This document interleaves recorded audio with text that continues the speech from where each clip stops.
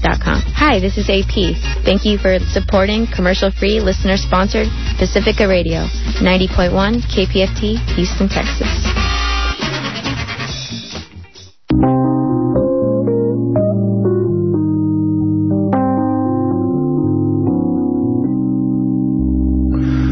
We don't mind. See, we've been doing it all the time.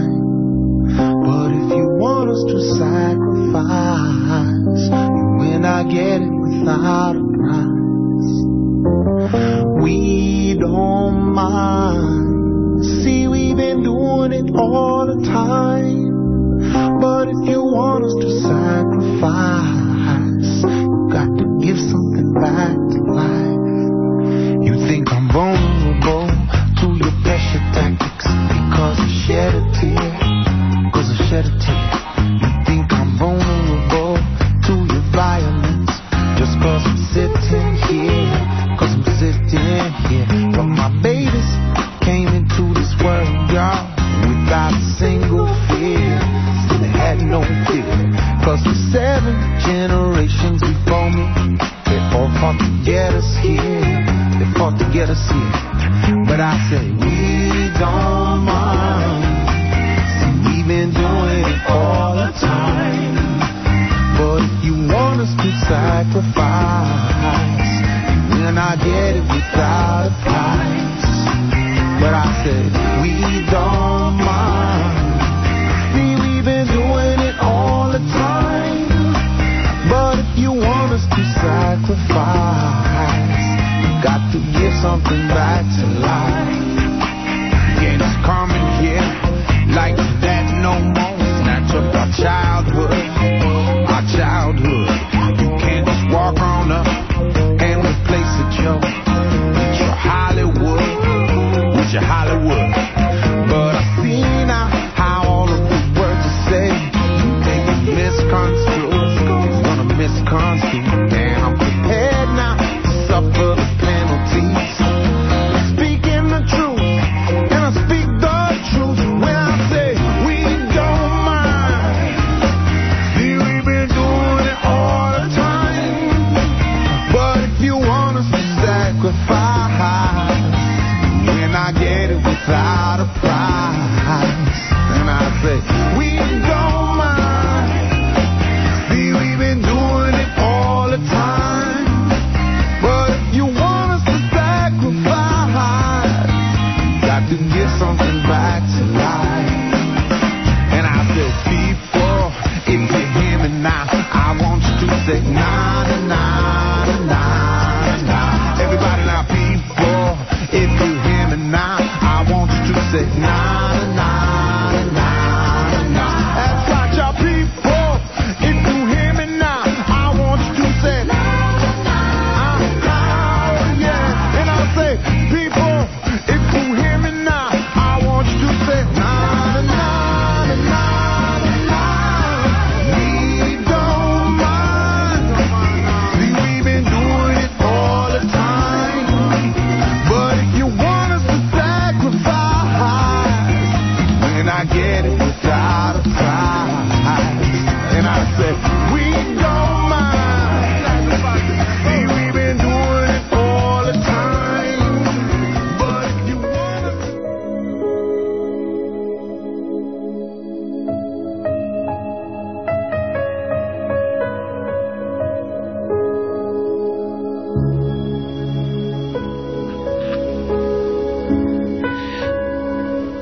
You're listening to Earth 101. My name is Hitachi Abdulaziz, and I'm here laughing. I almost gagged myself. So put down the calm music right now, because it don't seem to fit my personality right now.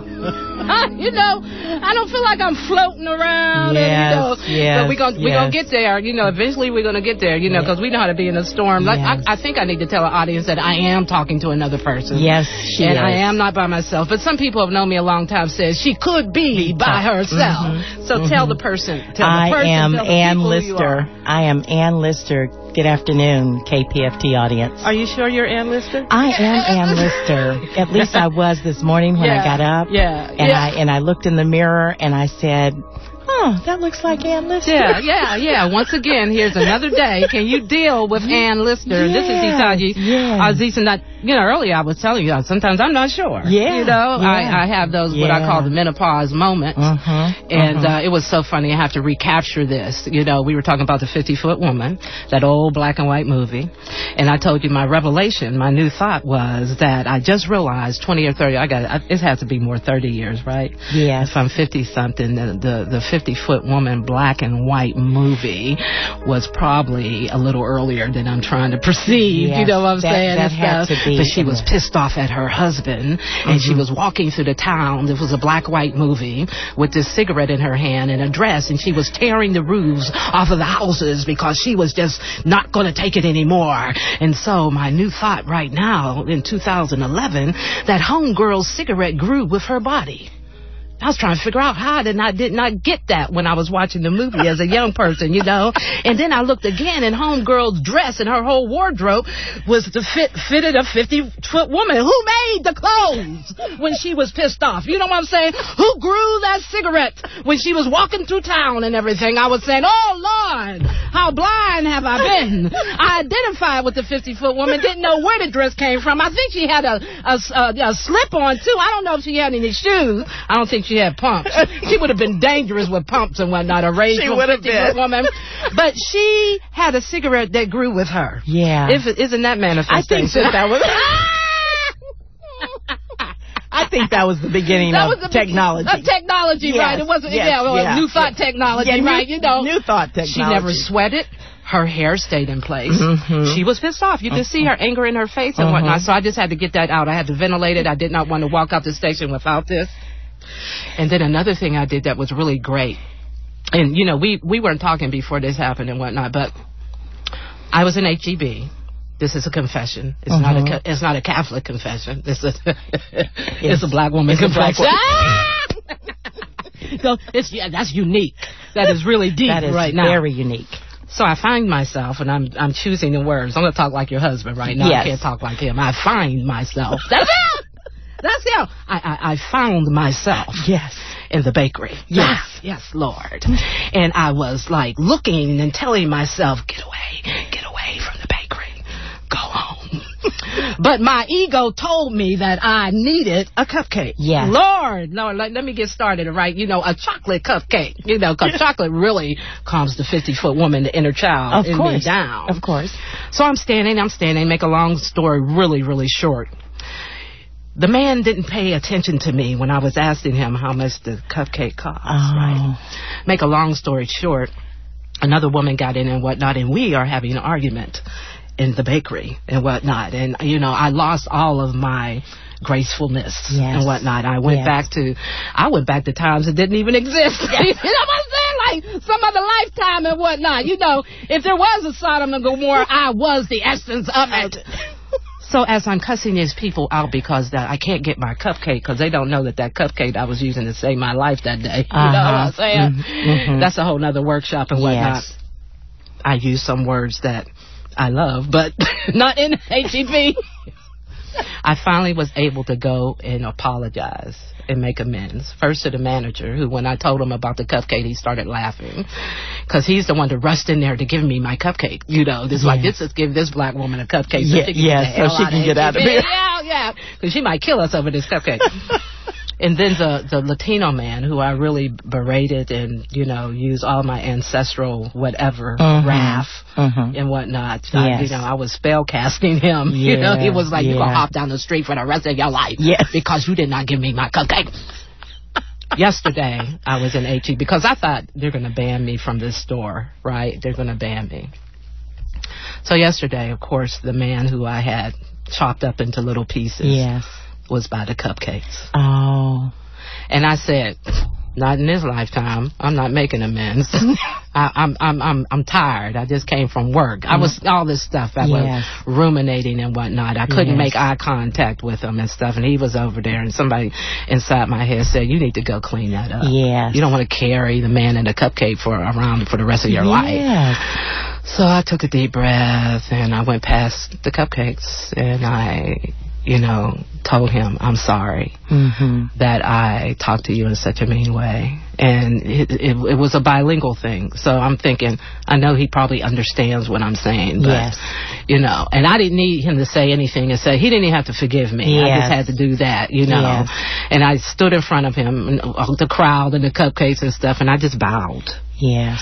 And I walked out of that HEB, you know, like a slave that had just reached Canada. Yes. Yes. Yeah, Free. yeah. And he Free. was like, oh, no problem. And I just kept, you know, I'm sorry. And I took this deep breath, and I was like, man, this is a new thought. Yes. And, you know, the 12-step program talks about that you're freeing yourself when you go and apologize and say you're sorry. And also when you make amends, it's about changing, not just saying it and stuff. Yes. But that experience, just saying, okay, you're accountable and you're responsible. Yes. And you're cleaning your way as it goes. Yes. You know, I don't have to wait 15 years to try to, you know, find the man with the cupcake. Does he still work here? You know, I don't have to do that. I did it. Yeah.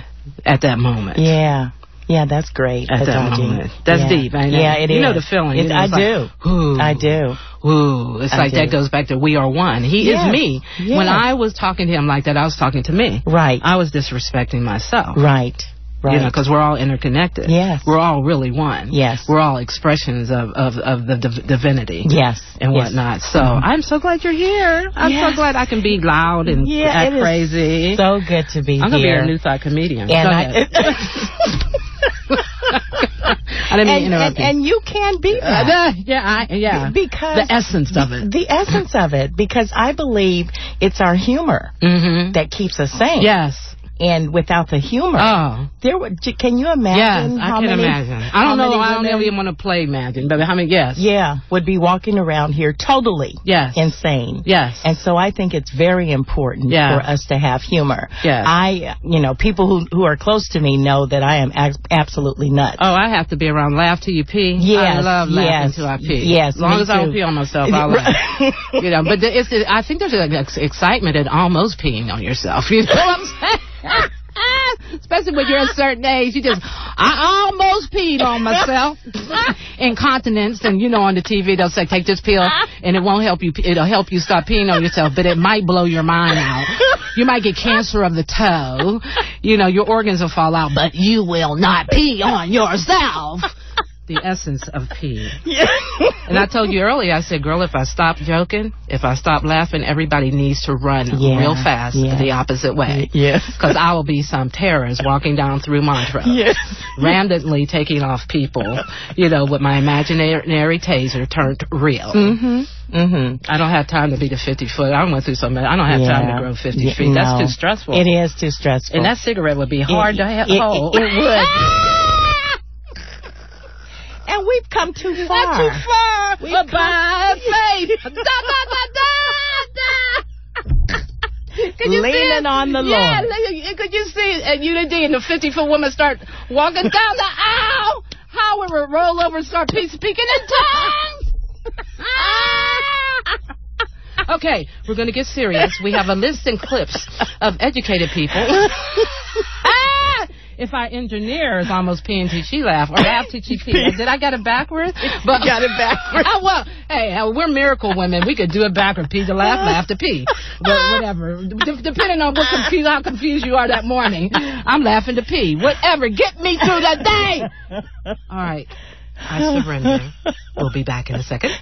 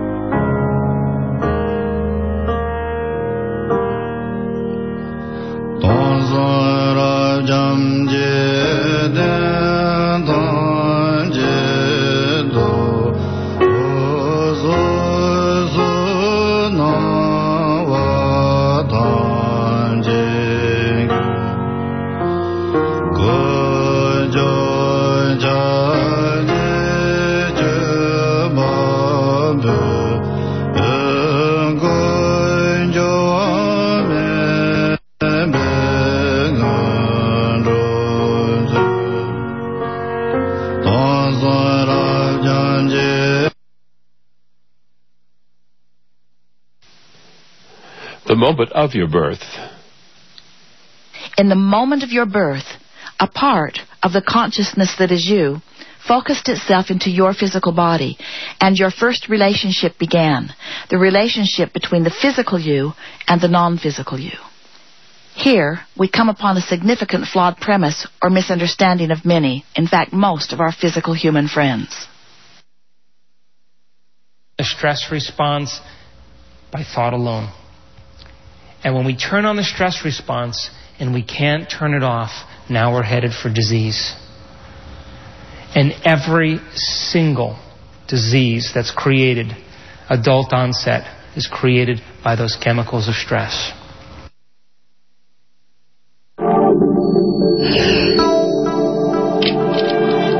The crises that I'm seeing in this country are three. There's a social and economic crisis with these young people not having jobs and opportunity. There's this big ecological crisis with the global warming and all the threats to our planetary survival. And there's a spiritual crisis and a loss of hope. What if we said, we don't have any throwaway species or throwaway energy sources, and we don't have any throwaway children either. And we've forgotten that it's all precious and it's all sacred. We can come together and we can fix. And that you are on this path to becoming a legend yourself in this business. So when I see Will Smith saying, I am legend, I'm thinking, this is Will Smith. I am legend. You are really becoming an iconic figure. What do you make of that? It's what my grandmother told me I had to do. You know, I was sitting with to Tyrese a couple weeks ago. You know, just coming off the Transformers with him, just talk, you know, just about the business and just trying to really just he and I get on the same wavelength, so I could be of some assistance if I can. And there's a concept that I don't want to be an icon. I want to be an idea. You know, I want to represent an idea. Let's take a breath here. I want you to get a real feel even before I say anything. I just want you to allow for your awareness to be captured by a feeling tonality that all is well. I want it to be captured by an awareness that everything is for you and nothing is against you. I want you to begin to allow yourself to be aware that you're inundated by a presence.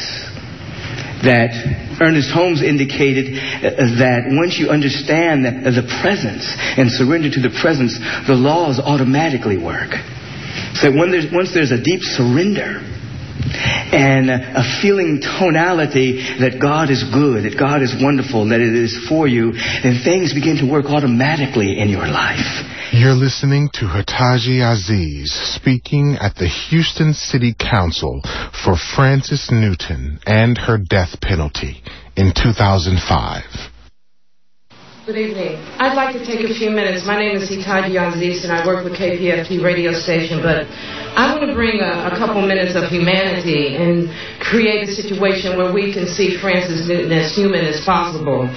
I want to stand up for Frances Newton, and I know that she would want you to know that she, at one time, 18 years ago, had a family that was interconnected on both sides. And I don't know if you're aware of it, but Frances would stand here and she would let you know that even the family of the victim has asked that her life be spared. She would want me to tell you that she is one of 2 million people in the Texas prison system in the country nationally, and half of them are African American. Frances is an African American woman that has been forgotten, but there are some people in the community that refuse to forget her. And I'm here, and there are people here, and there's people all over the world in the country. Frances is a mother of children that are no longer alive. Frances was a poor, indigent, black, African-American woman. And if she were here, she would like you to know that for the people who are poor in the prison system, that they often have no voice. This prison system has grown into a monstrous industrial system. And Frances is one of the people that is doomed to be killed on the 14th of September. You have been called. You might be sitting there and you might be called a Bill White or a Carol or Anna or a Pam or a Con, or a Gordon, or a Mark, or an Artorio, an Anthony, a Ronald, an Ada, a Carol, an Addie. But you have been called, just like the rest of us have been called, to stand on your humanity. Because when it comes to the taking or the giving of life in the death execution, you have been called past your titles. And we are asking you to call for a moratorium, to do whatever we know, because everybody knows that somebody's got a telephone call somewhere. Somebody's got a favor waiting somewhere. There's a phone call or list, somebody you know in higher places that can say, do not kill this woman on this day at 6 o'clock. Like Councilwoman Ada Edwards said, what is the difference between September the 14th and the next month? It won't destroy the state of Texas.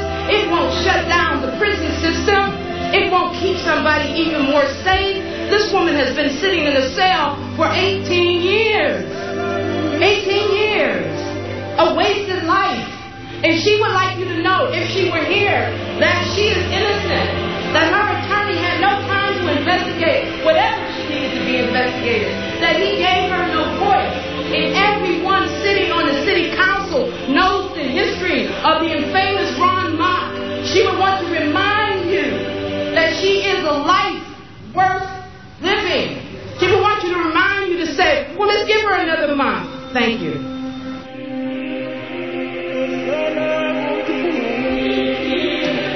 There's a new territory that I never saw before. Like a fire of transformation breaking through my core. It's shining in the darkness. I can see the light of day. And this new territory is my strength, it is my way. Sing that again. There's a new territory that I never saw before. Like a fire of transformation breaking through my core. It's shining in the darkness. I can see the light of day. And this new territory is my strength, it is my way. Say this new. You're listening to Earth 101. My name is Hitaji Abdulaziz, and I'm here with Ann Lister, and we're cutting up. And I was explaining to her the last piece. These are all clips of various speakers that have been here on KPFT or in Houston, or I have interviewed or know.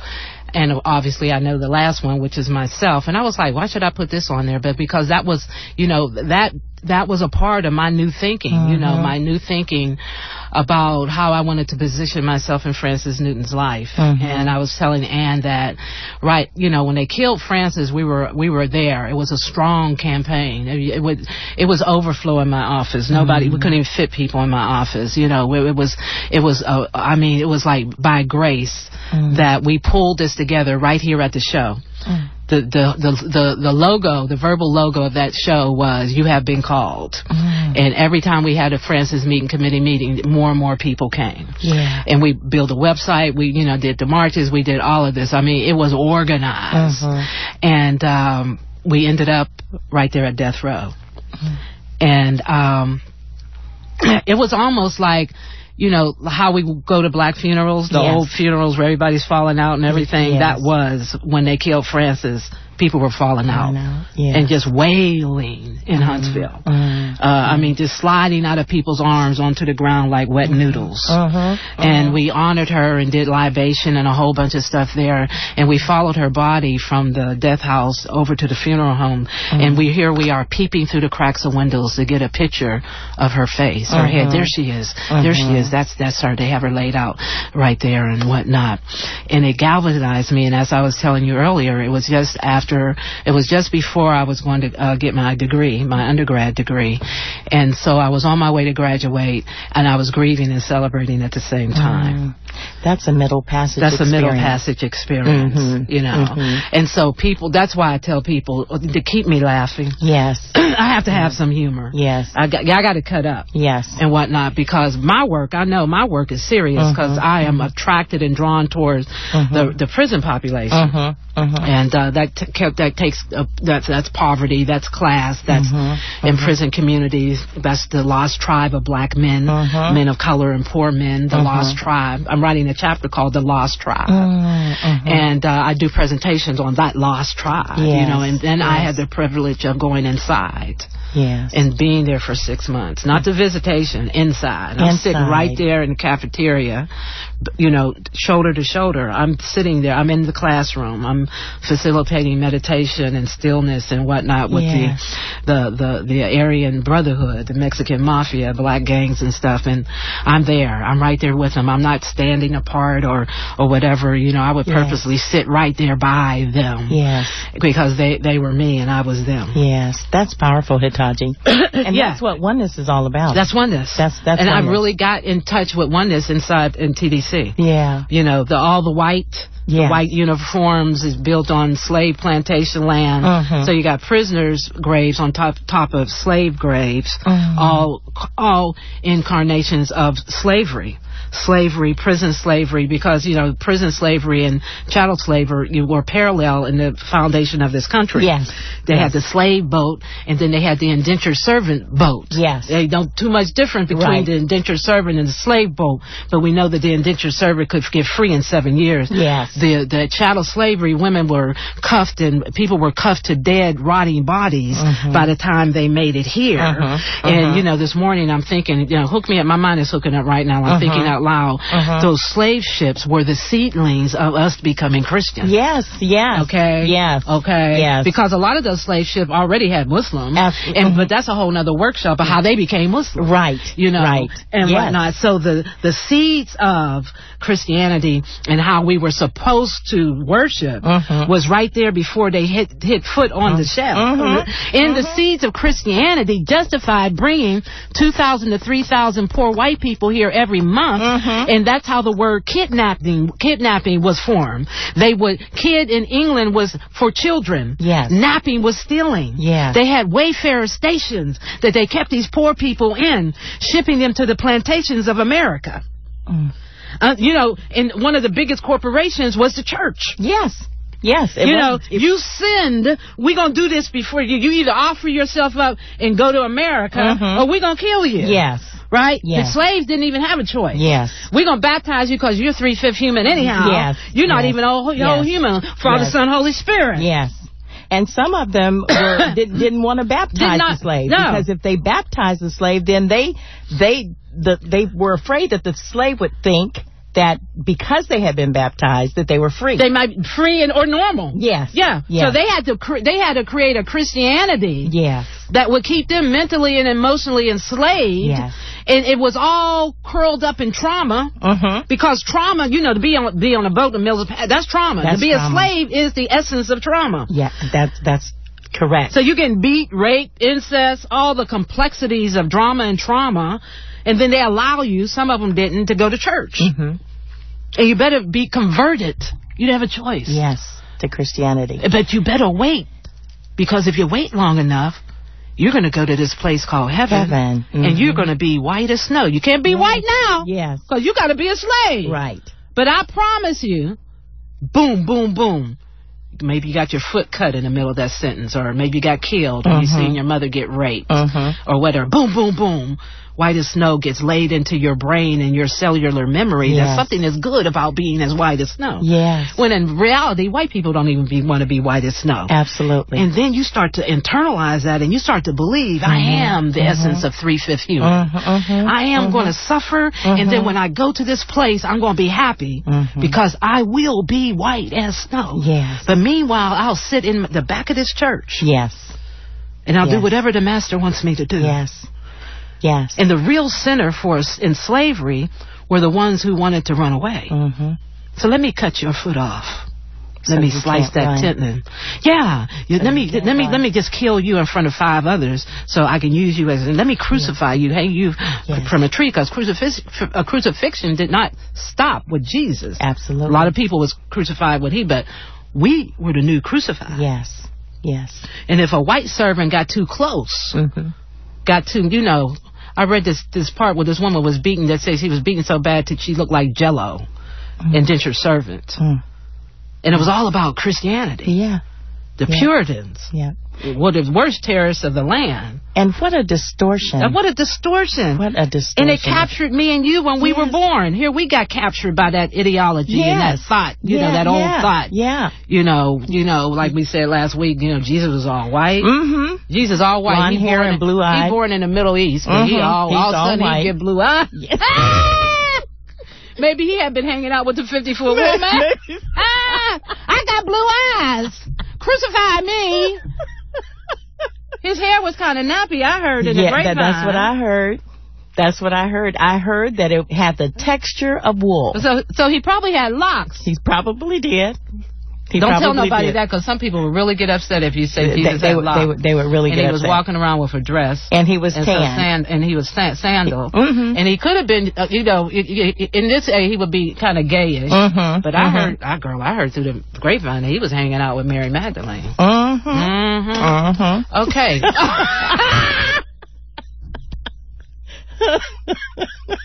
What do you need to say? Because I have lost all thought. I love that one. Girl, don't tell nobody I told you. Shoot, 'cause I don't want nobody to act like I'm a gossiper and stuff. But I heard. But you know what you're saying, Hitachi, is right on point, because what we have adapted as as people, not just African Americans, but as people. Because it's harmful for a little white boy to grow up thinking that Jesus got blue eyes and blonde hair. Absolutely. It's harmful for us to grow up thinking that denominational doctrine is the Word of God. Yes. Because that is what we have been taught. Yeah, that's what I was taught in my church, that the doctrine was the Word of God. Yeah. And then as I began to study the Word of God, I realized that the doctrine that I grew up under was a little off. Yeah, we'll say today just a little off. Just a little off. Yeah. Because the truth came for me in the person of Christ. Yes. Jesus the Christ. Yes. Jesus or Jesus, the anointed one. And Christ was a title. Yes. I heard, too, that there were other people called Christ, too. Because it was like Mr. Jones. Yeah. All of a sudden, we took the word and just put it all on another level. And Christ really means anointed one. Yes. That's all it means. So you're Christ. Yes. Yes. Christ lives within each and every one of us if we choose to tap in. Yes. And that is what they're calling new thought, which my husband said last week is old thought. Yes. It's just that we didn't know it. We didn't know it. So we call it new because we didn't know it. Because we didn't know it. New to you now. And I was reading something, I was reading about the controversy over what the new Rob Bell, the evangelical. Oh, the one that got put out of the fold. Yes. Yes. And then what the writer was calling his theology is modern theology. Oh, no. It's not modern. No, it's ancient. Yeah, it's ancient. It's not even coming out of what you consider the theology that's okay. Right. Because that's a falsehood there. That's misunderstanding. It is. You know, if they take time to teach it to a slave, it ain't the truth. Yes. I mean, please, give me a break. Yes. But you know, it was all done for control. It was in corporate control. To control the masses. Get that cotton. Yes. Get that tobacco grown. Absolutely. Get those new breedings, like, you know, because they bred it's like little horses and stuff. It was about money. And you know, anytime you see religion as an oppression, it's always about money and control and greed. Always about money. Literally. I was reading, it was the History Channel, they were talking about the history of the Catholic Church, where, you know, the bishops was having babies, sleeping around, doing all, you know, sleeping with their little boys and everything, and doing whatever and put them big hats on and go out and eat the body of Christ. But the theoretically it started when they started priesthood and nunneries and whatnot, because these people, when they came often from upper middle class families, because everybody wanted to have a priest. Yes. They would donate a priest or a daughter to the local monastery or whatever. Then somebody else would be a doctor, but we got a priest. Yes. For free. But Samuel's inheritance went to the church. All their money was given to the church once they joined. And they didn't have any other children to leave money with. And then, you know, church hooking up with, you know, people that somebody might have classified as criminals, the mafia and whatnot, has always had lots of money. Yes. But look at the priesthood. You know, you cannot have sex for the rest of your life. Yes. And you have to take a vow of poverty. Yes. Well, you know, I ain't never seen a priest that was homeless. I should take the vow of poverty then, because I'll get a house. Yes. I'll get a car. Yes. I might go to school, university. I might work in a hospital. Yes. I'll never be hungry. Yes. Just as long as you know, whatever. So, it don't make sense. Yes. Yeah. It don't make sense. Yes. And the vow of poverty just simply means that you won't go out and get a job in the public sector. Yeah. That's all but that is. But historically, it's about power and control. It is. And whatnot. And then, I know, too, that women historically often went into convents and stuff because they didn't want to be around men. They didn't want to be hurt by men. They didn't want to be raped by men. They did, that was a sense of control and protection for them. Yes. It's like, I'm just going to put on the habit, this. This. I ain't gonna handle this. You think I'm gonna, I don't know, Dad is getting on. He wanna sell me to this man. I ain't marrying no 80-year-old man. This. Yes. I'm gonna go be a nun. Hi, Jesus. Let me put on a ring. I'm married to Jesus. I'm gonna be married to Jesus for the rest of my life. And that if they were lesbian too. Right. Yeah. Right. Very convenient. Yes. Yeah. A lot of lesbians and put that veil on, honey. Yeah. Yeah. And that in and of itself really is consistent with what has happened with women. Yes. In this world. Yes. In this world. Yes. Women have had to bear the burden on all levels. On all levels. Especially in Christianity. Ooh, Lord. There are all kinds of all kinds of distortions that have come from Christianity that has oppressed women. Yeah. Physical abuse, emotional abuse, shame, sexual abuse, shame. All of that has come as a result of the old thought. Yeah. The old thought of Christianity. This general hypocrisy. Yes. You couldn't wear certain things in certain groups. You can't wear this. They want you to always wear a skirt. The church look. Yes. I don't know if that's in other cultures and stuff, but they still have church suits that you can order online. And I was like, I got to forward that to you, the church look. I was like, well, what is a church look? Yes. It's a hat. It's what my Aunt Anna used to look, the Pentecostal, that and whatnot. But they got church. You can order, give me the church suit. That's deep. Yeah. We should go order some church suits.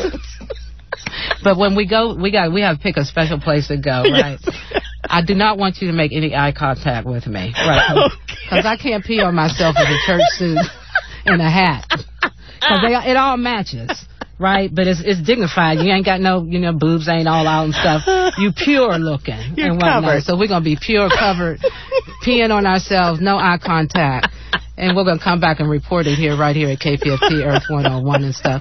Let's take a music break, because I sure would like to talk to some of y'all out there. When people get slow to talk, it's like, are y'all out there or what? Yes, Come on, give me a break. 713-526-5738. Because I don't need you to go on and on and on and on and on. Breaking through my core, it's shining in the darkness. I can see the light of day. And this new territory is my strength, it is my way. I'm sing that again. There's a new territory that I never saw before. Like a fire of transformation breaking through my core. It's shining in the darkness. I can see the light of day, and this new territory. Okay. We got somebody calling. I'm getting ready to say, y'all don't have to talk to us. We having our own conversation here. Yes, we were sitting back here talking about the church suits. I was telling her online that, you can order a church suit. And it looked like my grandmother, Pentecostal look. Was just below the knees and stuff, you worked it. And we always had to have a purse and a hanky. Yes. In my purse. I wore the patent leather shoes, the white anklets, the little bubble bang and stuff. Put that Vaseline on your legs, because you can't go nowhere ashy.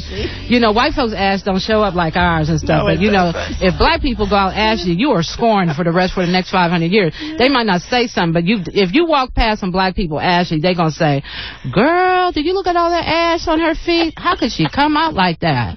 And if you go out with ash, you have hit the bottom. Absolutely. You have broken the barrel. Yes. You know, if you got ash, because the poorest person can't go out with ash. You know, because that's just like, you know, it's almost like it's worth a crucifixion. If you don't put that Vaseline on you and stuff. Yeah. And then she always gave me a dime or a penny or whatever to put in church. Yeah. 713-526-5738. Let's talk to Chris. Talk to me. Hey. Hi, Chris. First of all, y'all got me rolling over here on 290. I'm coming back from Prairie View from class. I'm listening to y'all. I just wanted to say, you know, as far as our perception of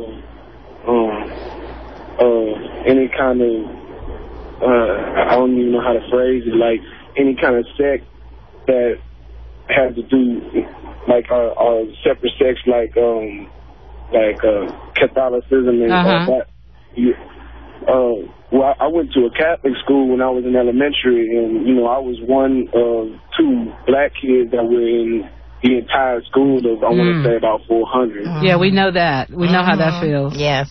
And, you know, we would get books that, like, early on in school, I want to say in, like, first, maybe even second grade, we would get books like, they were picture books that told biblical stories. Yeah.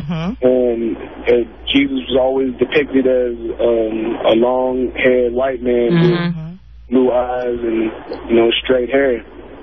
And I never really understood, you know, that there was something wrong with that picture until I started, I guess, paying attention, you know. I appreciated y'all touching on that subject. That's all I really wanted to say. Take care. Drive safely. Hey, you don't laugh till you pee, baby. At least wait till you get home. I'm about to stop and go. All right, because, you know, that's dangerous for a black man to pee on himself outside. Love you. Bye-bye. Let's talk to Alfred. 713-526-5738. Hello. Hi, ladies. How are you doing? Oh, we're laughing till the pee. Well, I got my Depends on. I don't have to go that way, honey. All right, I'm sorry. Let's get serious. Actually, I think a lot of what you've been speaking, I've been listening since I've been driving home from work today, and it kind of touches base with an epiphany I had some time ago about the true nature of religion in and of itself. And I think, at least my opinion is how arrogant we are as human beings, that we would attribute human qualities to the divine. Yeah, absolutely. And I think what happens is, in a lot of cases, is we take a religion wherever we're born and the culture that we assume. Yes. And I think we imprint those cultural imprints onto the religion that we were raised in. All the religions do that. Yes. Big all time. Religions. Yes. All religions. Yes. But I've always found it really, really arrogant as human beings how we would impose human characteristics on something so powerful. Yes. That would basically create this whole universe. Yeah. So, like God wrote a book. He was in his bedroom. Yeah. His study. Writing a book. Writing a book. and the same thing I think can be said of religious texts in general is that, you know, how could something so powerful and so unique and so special be summed up in one book? Absolutely. I think it's kind of silly, but I think all in all, I think this is kind of what you're getting at is, I'm a Mexican American, born and raised here in Houston, Texas, and I was brought up to be Catholic, and I can honestly say my religious views are far different today than they were growing up. Yeah. We got to go, honey. All right. Well, thank you very much, ladies. Love you. Alfred. Bye-bye. All right. Is this G? Hey, you're on the line. How y'all doing? Oh, we doing well now. I was sitting here laughing at y'all. You know, religion has broke up my relationship with a lot of black. Really? Lord. I mean, because we wasn't, what you call that? We wasn't yoked. Yeah. Yes. Yeah. Equally yoked. And I love these women. I would do anything for these women and the kids. We just wasn't equally yoked. I mean, what does yoke got to do with what is yoke? Where's that yoke, around your neck or what? You know. And I was just thinking about, I've been a Christian. My mom was a Christian. I was raised up. I used to live in a church in the day, church in the night. Then my daddy was a Muslim. That's another workshop, baby. Yeah, and I went to the Nation of Islam after that. But and some right now, I'm 40 years old. I never joined no religion. I never will join any religion. I just stay as a free spirit, just like I came in this world, and I will leave out this world as a free spirit. Thank you. Thank you. Be wary of them yokes. Yes. Take care. Yoke. Isn't that deep? Yeah, that is Give me a really line deep. on yoke. Yoke is, actually, what I have been told is the yoke is what keeps it's a part of the harness, and somebody can correct me if I'm wrong, that goes on a horse. Yes. And so Jesus said, my yoke is easy. Okay, and then they and took my that burden is light. Okay. And so if you're not equally yoked with someone, that means that their beliefs are not compatible with yours. Yes. So if I am a Muslim and you are a Christian, we're unevenly yoked. Yeah. But and it depends. Let me put some clarity. It depends on what school of thought you are. Right. Because I know they do a lot of evenly yoked in the Nation of Islam on how they pick who they marry. Okay. But in Orthodox Muslim, I was Muslim. You know, Orthodox, I wore the face veil for about 13 years. My marriage was arranged. You know, I had 3 kids out of that marriage. I had a guardian, the whole thing. But Muslim men, I know especially with Sunnis, and I think Shiites too, can marry Christian women. Okay. But Muslim women can't marry Christian men. Okay. Ain't that deep? Yeah, that's I'm deep. saying that real low because I don't want my ex-husband to hear me, because he's still thinking I'm going to hell.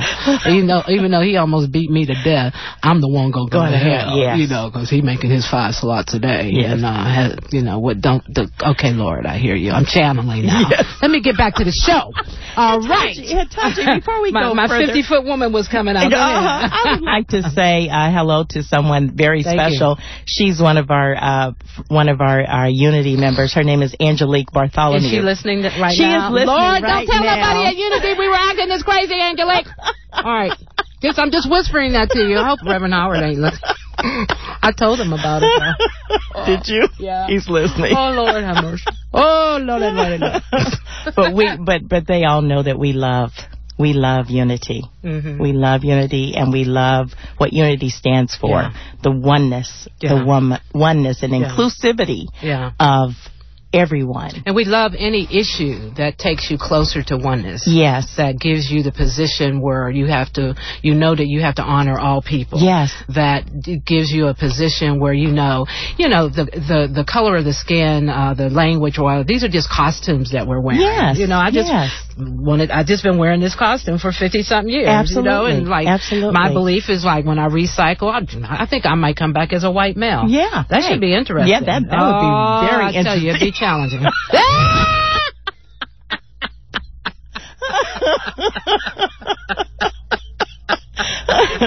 You have to have a penis. I don't know how that is. You know what I'm saying? I've never had that experience. I know every woman has sat down and thought, how would it feel to walk around with a penis? You know what I'm saying? It's like all out there and stuff. Actually, I've never had that. Oh, Lord. Okay, we're going back into denial. I'm the 50-foot woman again. I am the only person who has ever had that thought. No, you're not the only one who's ever had that thought. All right, like one other person. Okay, let's go to the phone. 713-526-5738. It's 3:48, and we got lots of time. Yes.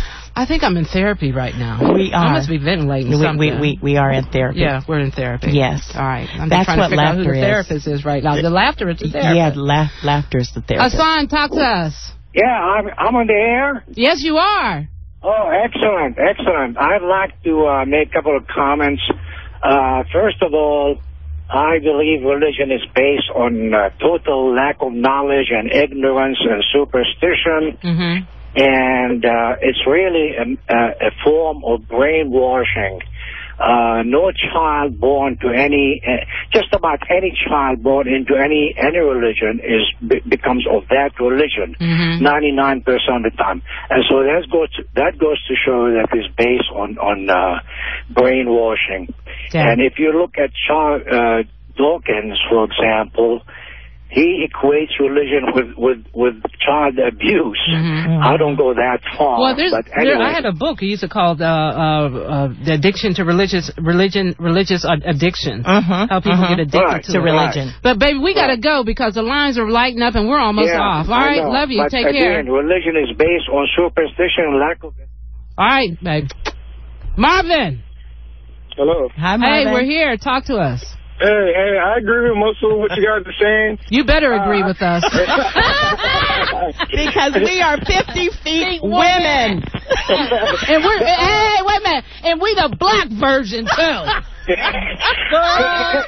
right now, I know we're on radio, but I'm standing in my gangland. Look, I got the fingers pointed down to my knees or whatever. I got a stance. Go ahead, baby. I got a question and a comment. My question is, with black, why do so many black women enjoy Christianity when the Bible does actually say women are the reason for, sin in the world?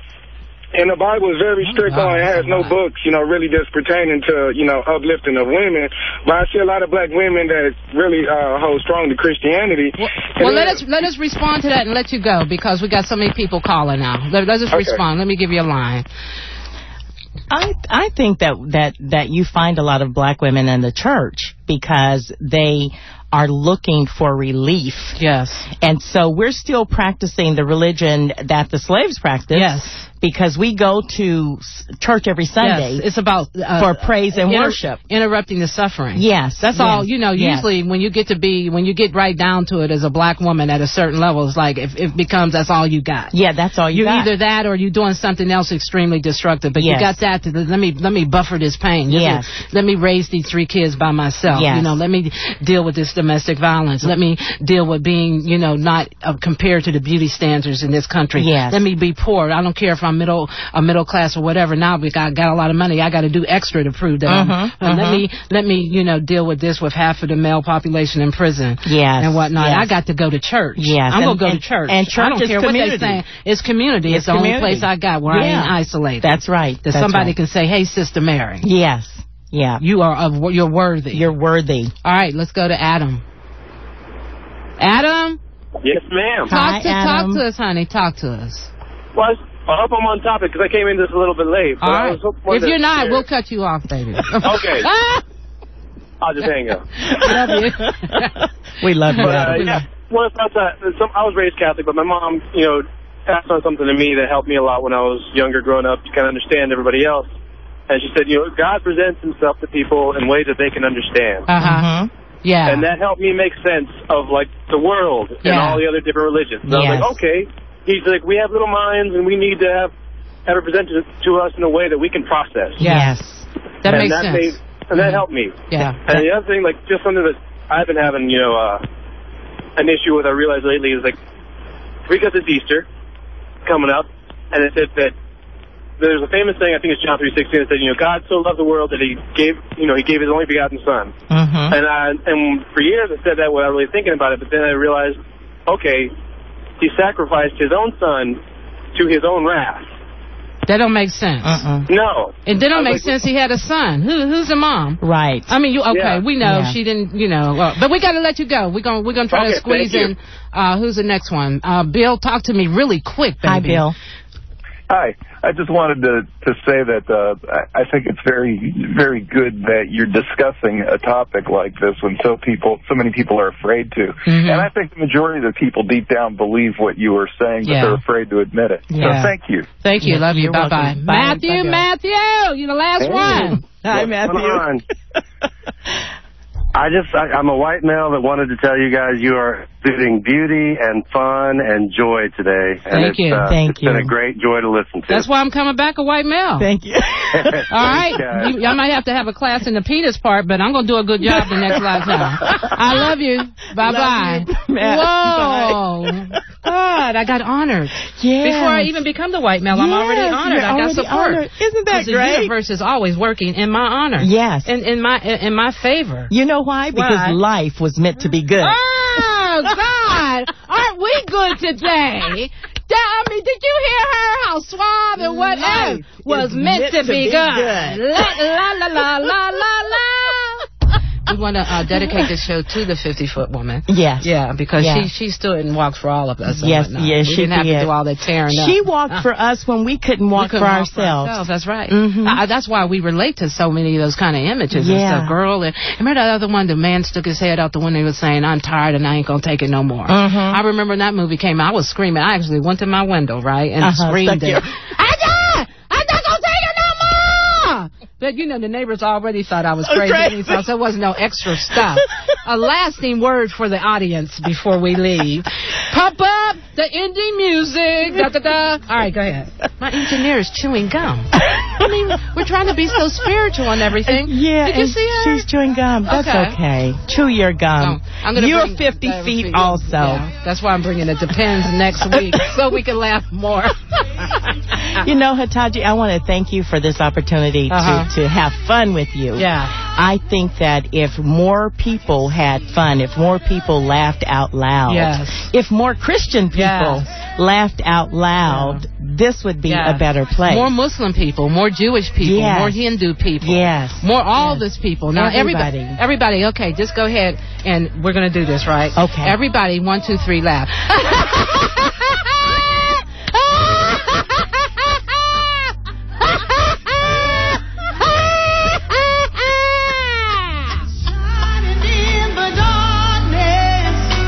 I can see the light of day, and this new territory is my strength, it is my way. Say this new territory is my strength, and so I pray. Well, I pray that you will see the best of life, the best of love, the very best of everything. I pray that you will see the best of life, the best of love, the very best of everything. Wake up and see the best of life, the best of love, the very best of everything. Wake up and see the best of life, the best of love, the very best of everything. Forgive and see the best of life, the best of love, the very best of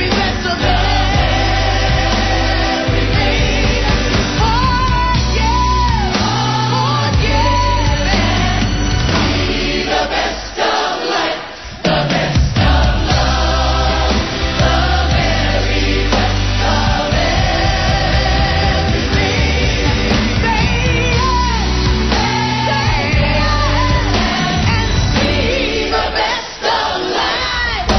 best of KPFT is pleased to announce new programming.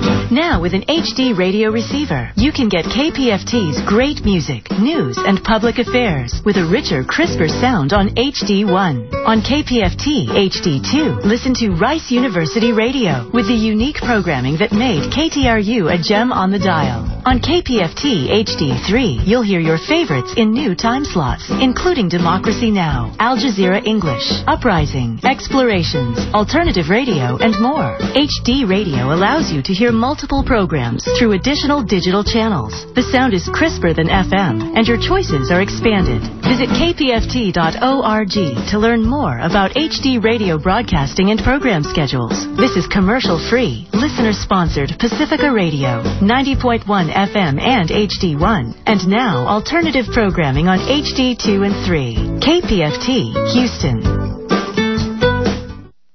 I'd like us to spend just a minute envisioning, if you will, with me please, the last mile. Houston Normal will be having our 10th annual 420 Festival on April 23rd at the Last Concert Cafe. Jody James from the Journey for Justice Texas Style will be our featured speaker. We'll have some great music from Big Star, Yellow Echo, Vicarious Me, Guy Schwartz and the New Jack Hippies, Don Dada, House of Griffin, Tom the Folk Singer, Drug War Karaoke, and more. Not registered to vote? We will have voter registration cards for you to sign up. Need info on what you can do? We will have the latest on the bills introduced in the Texas legislature. Local activists, poets, door prizes, hemp crafts, and the Hempstorian round out a day of cannabis celebration. That's April